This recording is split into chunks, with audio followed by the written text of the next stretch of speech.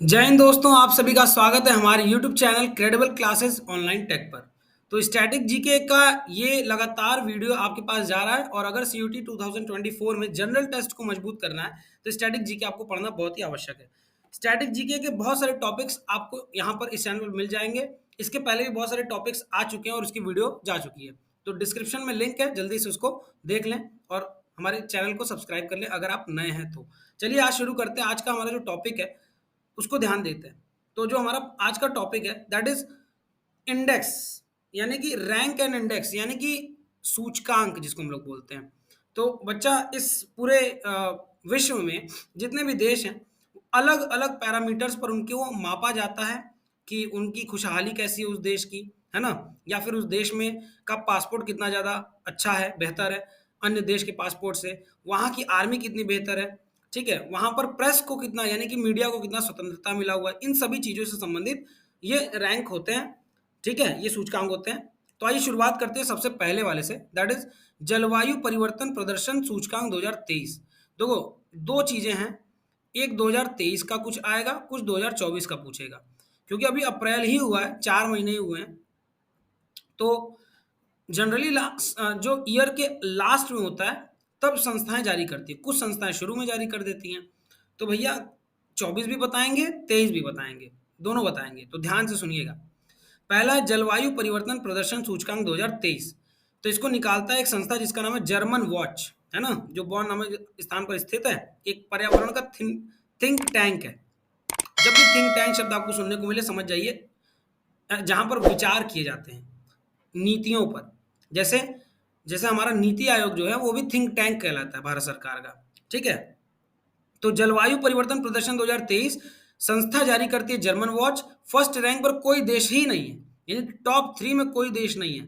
इन इस संस्था ने जो पैरामीटर मापा है जलवायु प्रदर्शन परिवर्तन में, उसमें टॉप 3 पर कोई देश नहीं आता है। 8वें रैंक पर भारत का रैंक है, ठीक है, याद रखेंगे। अगला है कि चुनाव में लोकतंत्र कितना मैटर करता है, यानी कि 2023 चुनाव लोकतंत्र सूचकांक, जहां का चुनाव सबसे फेयर तरीके से होता है, वो देश है नंबर 1 पर कौन है, डेनमार्क, जहां सबसे फेयरली इलेक्शन होते हैं। संस्था जारी करती है वी डैम संस्थान और भारत का रैंक इसमें 108 है, जो कि बहुत पीछे है। Global fire power index 2023।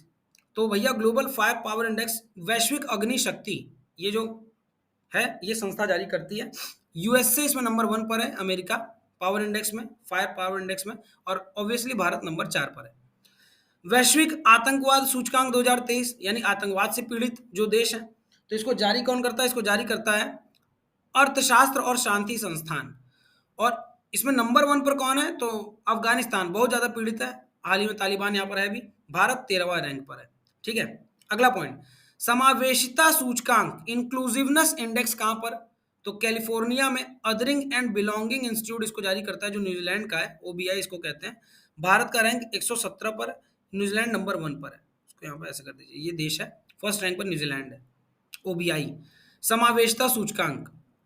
अगला जो टॉपिक है दैट इज मोबाइल में वैश्विक स्पीड सबसे ज्यादा किसकी है, तो ओकला एक कंपनी है, मतलब एक संस्था है, माफ कीजिएगा, जो इसको जारी करता है। आप लोगों ने सुना होगा एयरटेल का ऐड पहले आता था, ओकला ने कहा है, ये ओकला ने ये कहा हमारी स्पीड सबसे तेज है, ऐसा ऐड करते थे ना, तो ये ओकला संस्था जारी करती है मोबाइल स्पीड को।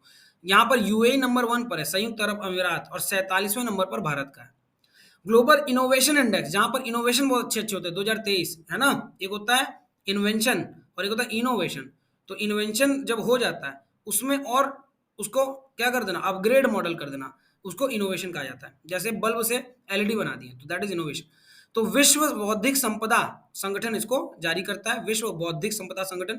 यूएसए नंबर 1 पर है इनोवेशन इंडेक्स में, भारत 40वें नंबर पर है।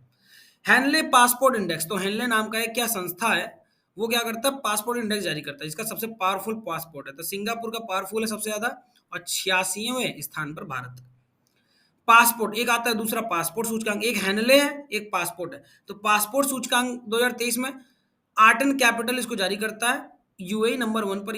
ये संस्था मानती है कि यूएई नंबर 1 पर है और भारत 144 नंबर पर है। जबकि हैनले वाला जो होता है वो क्या कहता है कि सिंगापुर नंबर 1 पर है, 86 में भारत है। इसमें कंफ्यूज मत होइएगा। विश्व खुशहाली रिपोर्ट, यानी वर्ल्ड हैप्पीनेस रिपोर्ट 2023 के अनुसार सबसे खुशी देश, सबसे सुखी देश, माफ कीजिएगा, फिनलैंड है। भारत 126वें नंबर पर है। और इसको जो जारी करता है संस्था उसका नाम है संयुक्त राष्ट्र सतत विकास समाधान नेटवर्क। ठीक है।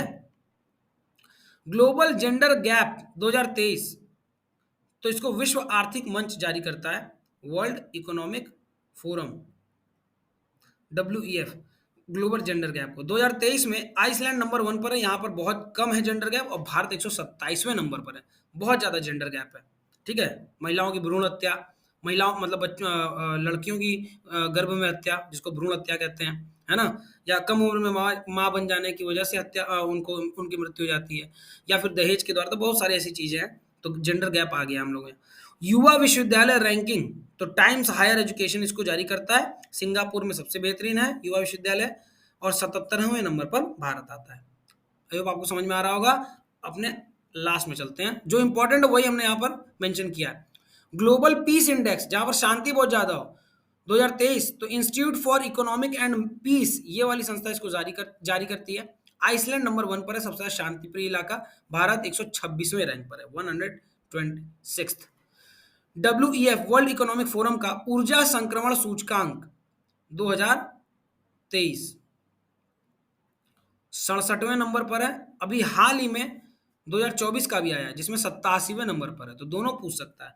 तो वर्ल्ड इकोनॉमिक फोरम ऊर्जा संक्रमण सूचकांक निकालता है, तो इसमें नंबर 1 पर स्वीडन है, जो सबसे ज्यादा ऊर्जा संक्रमण यहाँ पर होता है, मतलब ऊर्जा संक्रमण का मतलब क्या, फैलना, तो ऊर्जा जो है सबसे ज्यादा उत्पादन स्वीडन कर रहा है। भारत पहले 67 नंबर पे था, अब 87 पे हो गया, यानी कि अब कम हो गया हमारे यहाँ ऊर्जा का संक्रमण। पहले क्या था, ज्यादा था, जितना ये समझ लो कम रहे उतना बढ़िया है, जैसे ये नंबर 1 पर है तो ये बढ़िया होगी।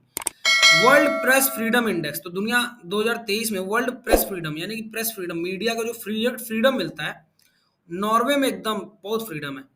और इसको जारी कौन करता है, रिपोर्ट्स विदाउट बॉर्डर्स, ये संस्थान है रिपोर्ट्स विदाउट बॉर्डर्स। भारत 161वें रैंक पर है, इतना दलाली करने के बाद भी 161वें रैंक पर है, ये देखिए, मतलब कि ये लोग इतने निर्लज हो गए हैं। भारत की जो मीडिया है वो 161 रैंक पर है, और चिल्ला चिल्ला कहती है कि हम देश की नंबर 1 मीडिया है, देश की नंबर 1 मीडिया का मतलब कि देश का गर्त करने में नंबर 1 मीडिया चैनल है वो सब जो ये कहते हैं। ठीक है। वैश्विक आतंकवाद सूचकांक 2023, अब विश्व में आतंकवाद से जो जो देश पीड़ित है, वो अफगानिस्तान नंबर 1 पर है, भारत 13वें नंबर पर है, बहुत ज्यादा पीछे भी भारत नहीं है। अर्थशास्त्र और शांति संस्थान IEEP इसको जारी करती है। जलवायु परिवर्तन देखिए 2023, ऊपर हमने क्या पढ़ा था, 2023, 24 पढ़ा है, यहाँ पर जर्मन वॉच जारी करता है 7 पर, ऊपर कितने पे, 8 पर। तो 2023 में अगर बात किया जाए, मैंने आपको बताया 2023 में तो 8 पर है भारत, इसमें थोड़ा सा रैंक घटा, हम लोग का 7 पे आया है। चुनावी लोकतंत्र सूचकांक में हम लोग वही चीज फिर से आ गया है, तो चुनाव वीडम इंस्टीट्यूट डेनमार्क 108। तो यही जो थे वो सबसे इंपॉर्टेंट क्या थे, क्वेश्चंस थे, जो इससे क्या कहते हैं सूचकांक, यानी कि हम लोगों के इंडेक्स से पूछे जाएंगे। ठीक है। तो आई होप आपको ये वीडियो समझ में आया होगा, छोटा सा वीडियो लेकिन इन्फॉर्मेशन यहाँ ढेर सारी है। तो चलिए मिलते हैं हम लोग स्टैटिक जीके के अब अगले वीडियो में, और कमेंट करके बताइए कि आपको ये समझ में आया कि नहीं, क्या नहीं समझ में आया वो भी बताइए, और आगे क्या आप पढ़ना चाहते हैं स्टैटिक जीके के मामले में उसको भी कमेंट कीजिए। चलिए मिलते हैं तब तक हम लोग अपने अगले वीडियो में, तब तक के लिए आप सभी लोग को best luck for CUET and जय हिंद जय भारत।